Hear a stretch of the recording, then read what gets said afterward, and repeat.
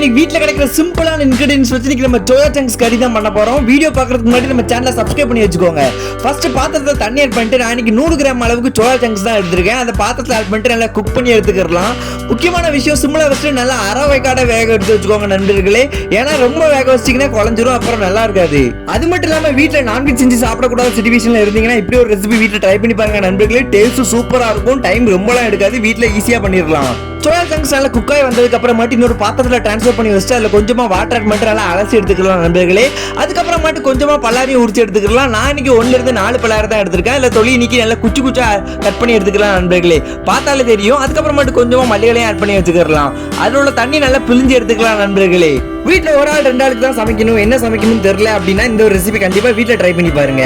வாங்க இப்ப எப்படி பண்ணணும் வீடியோக்குள்ள போலாம். ஃபர்ஸ்ட் ஃப்ளேம் ஆன் பண்ணி வச்சு பாத்திரத்தை ஆட் பண்ணிக்கலாம் நண்பர்களே. அதில் கொஞ்சமாக எண்ணெய் விட்டுக்கலாம். எண்ணெய் கொஞ்சம் தாராளமாகவே விட்டுக்கோங்க நண்பர்களே. அதுக்கப்புறமாட்டு அதில் கொஞ்சமாக காஷ்மீரி சில்லி பவுடர், அதுக்கப்புறமாட்டு மஞ்சள் பொடி, அதுக்கப்புறமாட்டு கொஞ்சமாக கரம் மசாலா, அதுக்கப்புறமாட்டு கொஞ்சமாக சீரக பொடி ஆட் பண்ணிக்கலாம். ஃபைனலாக கொஞ்சமாக சால்ட் ஆட் பண்ணிக்கலாம் நண்பர்களே. சால்ட் ஆட் பண்ணிட்டு நல்லா கிளறி விட்டுக்கோங்க. அதுக்கப்புறமாட்டு இதில் சோயா சங்க்ஸ் தான் ஆட் பண்ண போகிறோம். சோயா சங்க்ஸ் ஆட் பண்ணுறதுக்கு முன்னாடி அதில் கொஞ்சமாக தண்ணியில் நல்லா புளிஞ்சு எடுத்துக்கோங்க நண்பர்களே. அதுக்கப்புறமாட்டு நல்லா டீப் ஃப்ரை பண்ணி நல்லா கிளறி விட்டுக்கோங்க.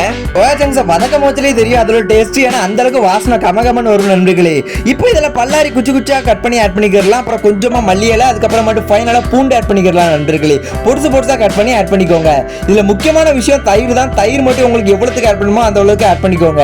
நான் இன்னைக்கு 200 கிராம் போல தயிர் தான் ஆட் பண்ணிருக்கேன். தயிர் ஆட் பண்ணிட்டு நல்லா கிளறி விட்டுக்கோங்க நண்பர்களே.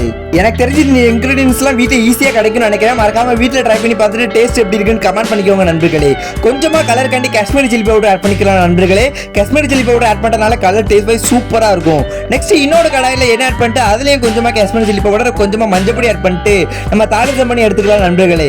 கிட்டத்தட்ட நம்ம சோயா சங்க்ஸ் கறி ரெடி ஆயிட்டு நண்பர்களே. பார்க்கவே சூப்பரா இருக்குல்ல, டெம்ப்டிங்கா சாப்பிடும் போல இருக்குன்ட்டு.